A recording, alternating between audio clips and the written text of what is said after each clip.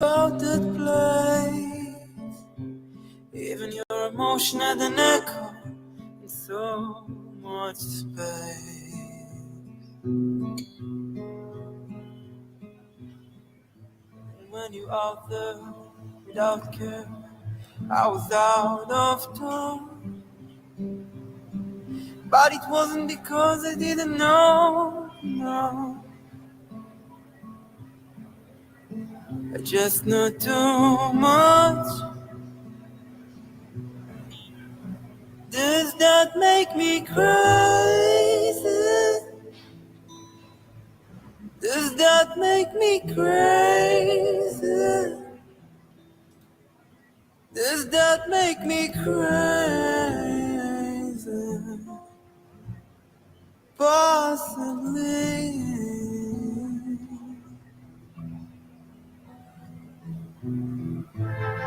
I hope that you're having the time of your life. Am I in focus? Because, you know, being a one-man show, you never know. Those are bars, you know. Being a one-man show, you never know if you're in focus. Somebody please tell me in the comments if I'm in focus.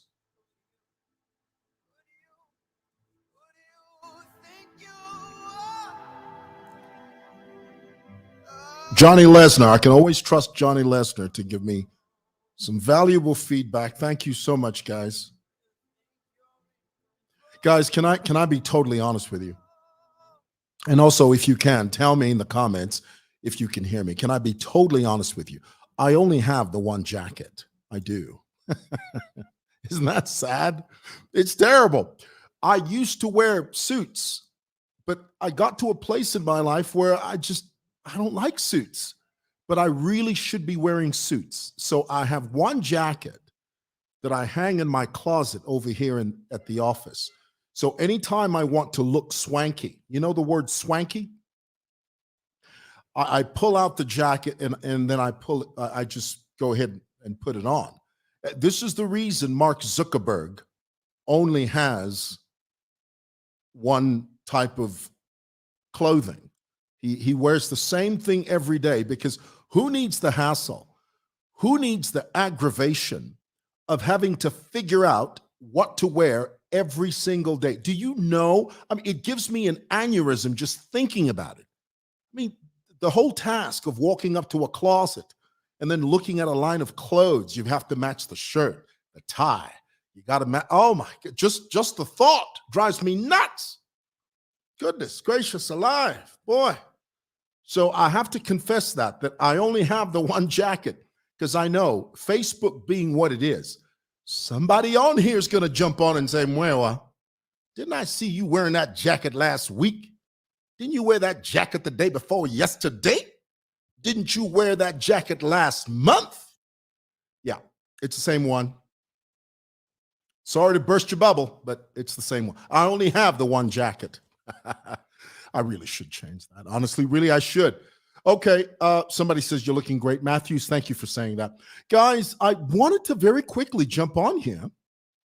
As many of you know, what's coming through the news feed is that the PF have suspended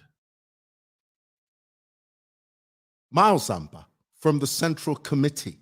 Now, whether you're talking about the PF as a party or the Patriotic Front as the Central Committee, it doesn't matter. It's all the same thing, because once they get rid of you from the Central Committee, or committee, as we say in Zambia, they might as well just hound you out, because that's where it's going. I see the writing on the wall. That's exactly where it's going. Now, I want to deal with this because this is something that every Zambian needs to know. If you don't know a thing, my father used to say, if you don't know a thing, you won't understand that thing. So you have to know it holistically, in its totality. You have to know a thing comprehensively. Okay, so let's deal with this here. Let me throw this up here. The real reason Sampa has been suspended from the PF Central Committee. In order for you to understand the reason, you have to, first of all, go all the way back, because history everything is 2020 in hindsight. You know that phrase? Do you know what that means? When someone says to you, everything is 2020 in hindsight. It means when you look back, everything's clearer when you look back. Okay, so you have to refer to history. You remember Mr. Sampa, who happens to be a friend, and I have to declare that so that you understand the context of where I'm coming from. Mr. Sampa ran against Edgar Lungu. Remember when Sata passed away? There was a leadership vacuum. There was a crisis. We didn't know who was going to be the president. I mean, after Vasata died, for a few weeks there, the country was in political purgatory. You know what that means? It was in political limbo. We didn't know. There were so many names that were floating around. At some stage, Vasata's wife's name was even floated. People were thinking given Luinda. People were thinking all types of different people. Well, Miles Sampa was one of the people that put his name forward to run up against President Lungu. And it was from that point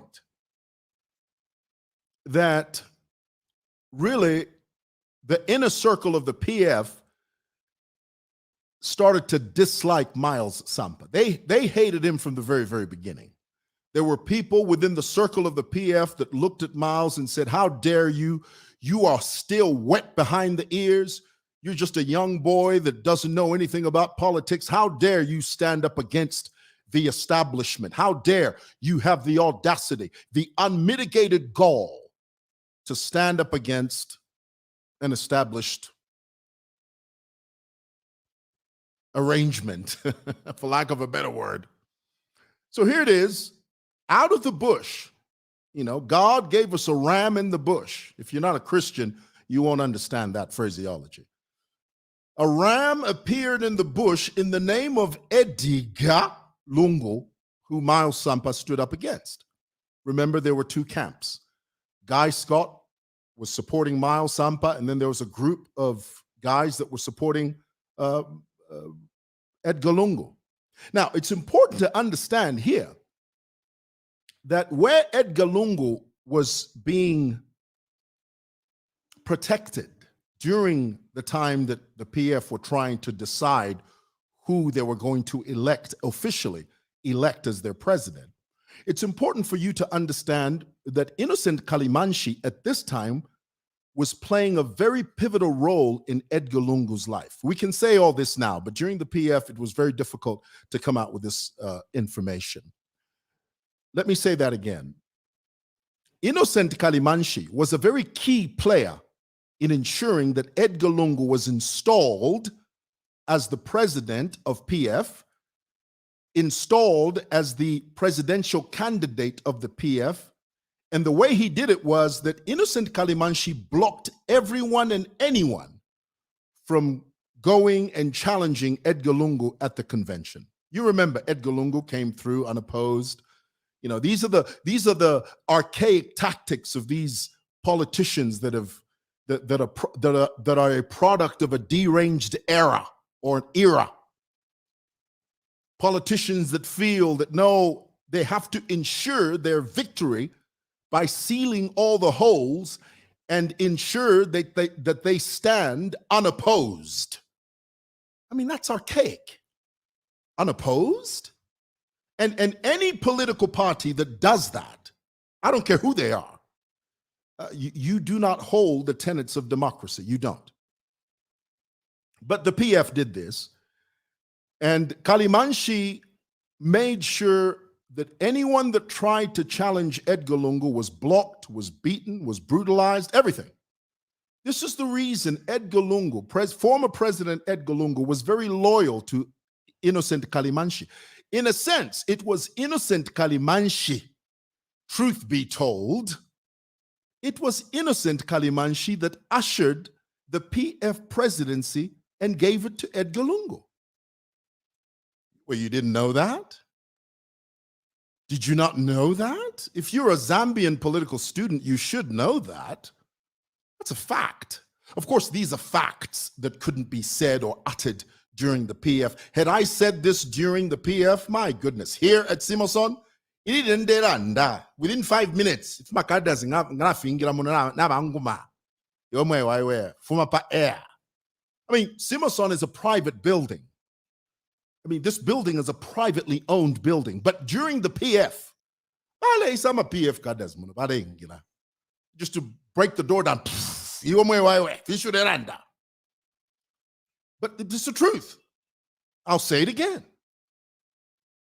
If you've ever wondered how former President Edgar Lungu became the sole candidate on the PF ticket, it was Innocent Kalimanshi and his band of thieves, crooks, and hoodlums that handed the PF presidency on a silver plate to Edgar Lungu. If you don't believe that, you can jump through this. Okay? So, ultimately, President Lungu became the candidate for PF. Ultimately, Mr. Lungu emerged triumphant. He became the president of the Republic of Zambia. Ultimately, he ran again and won again, was reelected legitimately. Now, let me say something here that is going to sound controversial, but it is the absolute truth. And I want you to get this. Sit down. If you're not sitting down, sit down. This is a heavy one. This is one of those heavy bag ones, okay? President Edgar Lungu was selected as the PF presidential candidate illegitimately, but he was elected president by the people of Zambia legitimately. Is that making sense? If it's not, let me say it again. President Lungu, Ntile Lungu, became the PF presidential candidate illegitimately because it was given to him. Kalimanshi and his band of crooks blocked everyone and anyone from standing against President Lungu.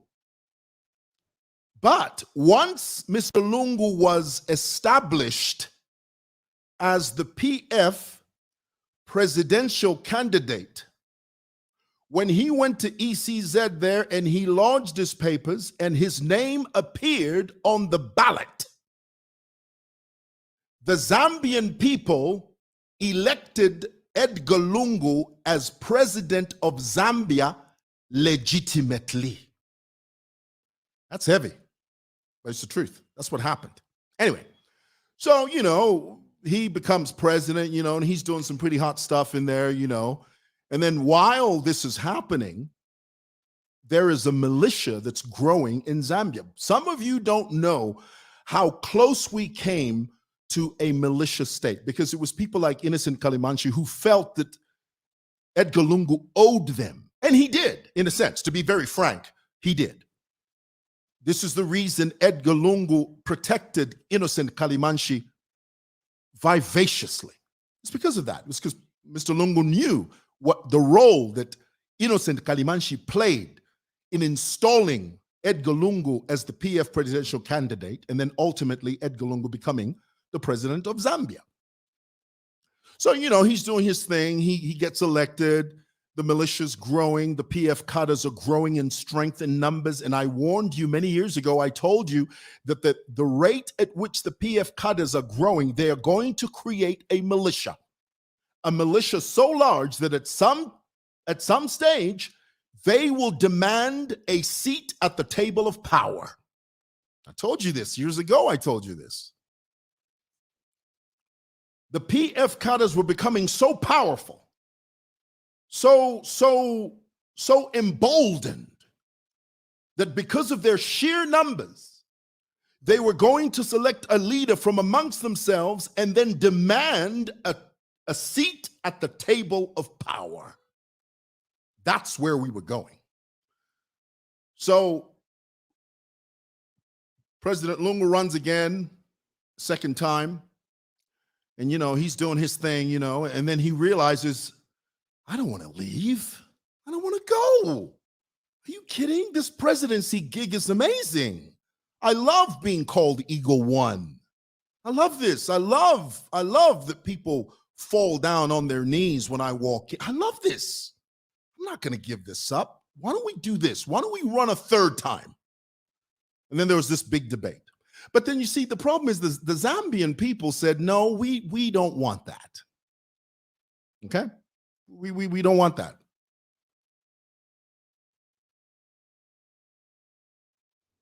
The electorate removed President Lungu, and they ushered in this man by the name of Hakainde Hichilema. Do you know who that is? Let me remind you, Hakainde Hichilema happens to be the 7th president of the Republic of Zambia. Just so you know, okay? Legitimately elected as the president of this country. Won the elections by a massive landslide, and it had to be that way. It couldn't be by a nose. You know the phrase by a nose? You know the Kentucky Derby? You know the horse races? There's sometimes two horses, when they approach the finish line, they're so close. They're both of them are approaching the finish line so closely that the only way to determine a winner is to see which nose was farther than the other. Hence the phrase, Hakainde Hichilema couldn't win by a nose. He had to win by a landslide, which he did. The Zambian people said, Hakainde, they don't want you, but we want you. Hakainde, they say you're no good, but we're going to give you a try. And that's what we did. So now here it is. Miles Sampa, now that the PF, Lungu is no longer the president, there's a vacuum. There's a vacuum because let's face it, we need opposition politics. I mean, who wants to live in a world, a totalitarian state? We don't live in a totalitarian state. I don't want to be, I don't want a government that is not challenged. I don't want that. Who needs the aggravation? Who needs the annoyance of living in a country where the government is not challenged? Proper checks and balances. We want that. So because there's a leadership vacuum, guess what? It's open now for people to say, you know what? I want to be president. And these are my credentials. And several people have expressed interest. They want to be president. There's Emmanuel Mwamba, there's GBM. And then there's this guy by the name of Miles Sampa, who from the very beginning, the inner circle of the PF never liked for some reason. They just didn't like him. I don't know why they didn't. Maybe it's because the guy's such a good-looking guy. I don't know. Do you know? I don't know. I mean, the guy's a looker. I mean, if I took him to Hollywood right now, right this moment, 10 agents would sign him up. 10 agents, 10 film agents would sign him up for a Hollywood movie. He's that good looking. Maybe they didn't like him because of that. But the truth is, the inner circle of the PF have never liked Miles. Now, this is the reason. The reason, you're not going to believe this reason. The reason Miles Sampa has been suspended from the PF Central Committee is, boom, because Tayali called Sampa a mole. Remember that? I mean, this is the level that the PF have sunk. Imagine we're living in a dispensation now where PF, the mighty patriotic front, as Antonio Mwanza used to say it, the mighty patriotic front, we are living in an era where the PF are now receiving instructions from a political joker in the name of Chilufya Tayari simply because Tayari referred to Miles Sampa as a mole. Do you know what a mole is? A mole in espionage talk, okay? A mole is a spy. You know what a spy is? A spy is someone who infiltrates you to get information so that he can take it to the other side. Tayali accused a long-standing member of the PF of being a mole. And here's the thing, the PF Central Inner Circle believed him. Ha! You bunch of jokers. You guys, let me tell you, the PF are they're a bunch of jokers. They're a bunch of girly men, is what they are. You guys are dumber than a box of hammers. Honestly, really. How in the entire hell are you going to listen to someone like Chilufya Tayali? What, just because Tayali calls your guy, Tayali's not even a member of your party, for goodness sake, but because Mundubida, or Va Mundubida, sorry, I don't want to sound disrespectful, Va Mundubida is paying Tayali to my 2 pin or to my 5 pin every week. Kalandef. Because those guys are giving Tayali a few pieces of silver, you guys are going to throw your own PF member under the bus in exchange for a traitor and a bottom feeder and a leech and a jackal and a traitor, a Judas Iscariot, a Benedict Arnold. You're going to trade Sampa for Tayali? Man, you guys are a mess. You're an absolute mess. So that's the reason. It's because Tayali called Miles a mole. And then the PF guys, they listened to Tayali. I mean, heck, the former president Edgar Lungu listens to Tayali. What's the world coming to? What is this? You guys are falling apart at the seams and you don't even know it. You don't. Unbelievable. So here it is. That's the truth. That's the absolute truth. Now, let me explain to you why. Remember Miles, a few years ago, he promised to give you Wi-Fi? He promised to give us Wi-Fi. Now, let me be clear about that. Guys, we're living in the modern age. There is nothing strange about public places having free Wi-Fi. That's where the world is. There's nothing strange about that. But in Zambia, my goodness. Miles, here's the story. Here's the story. And this is the true story. Like it, love it, leave it, loathe it, embrace it, cast it away. It's up to you. I really don't care because it's the truth. And you know, it just hit me. It just honestly hit me that I'm so glad. I'm so thankful I can live in an era. I can live in a dispensation. I can live in a time where I can fully express myself on this issue and not worry that somebody's going to put a bullet in my head. But in the PF, that's how we used to live. We lived in fear, gross fear, tangible, palpable fear. Ever heard of palpable fear? Palpable fear means the type of fear you can feel. Palpable means you can reach out and grab it. Anyway, so there's nothing strange about having free Wi-Fi. So Miles, when he became the mayor, he started making inroads to have that happen in order for that to come to fruition. He wanted to make sure that, you know, the public places, he promised everybody, promised you, promised me as the mayor of the city of Lusaka, that he was going to install or have free Wi-Fi installed. So he was speaking to a huge, big company. I don't want to mention the company you guys know. It starts with an H. I'll let you figure it out. And they were making big headway. And right when it was about to be, you know, they started having the big meetings in order for that to happen. Guess what? Somebody from State House called Miles and said, "Hey, man, what's up? Miles says, yeah, what's the deal? Now, remember, I'm paraphrasing, but this is exactly what happened.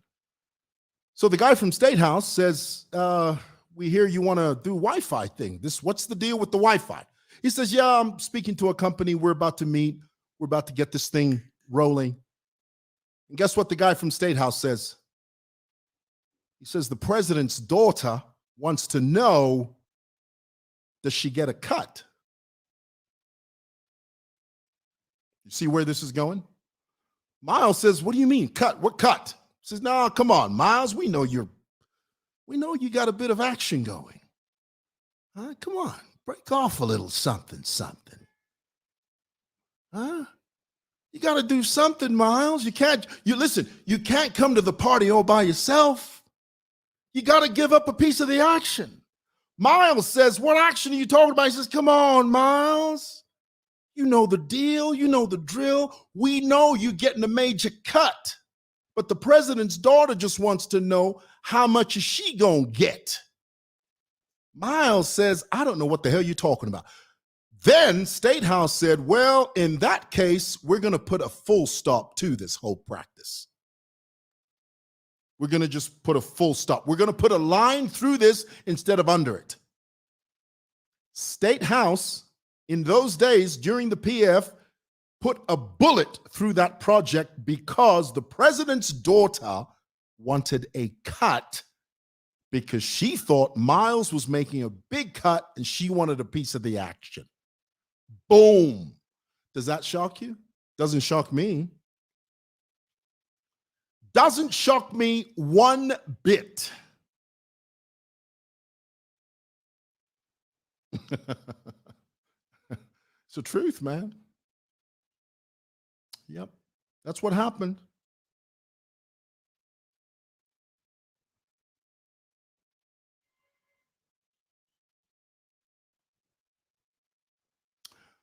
Right. Well, that's what I had to say.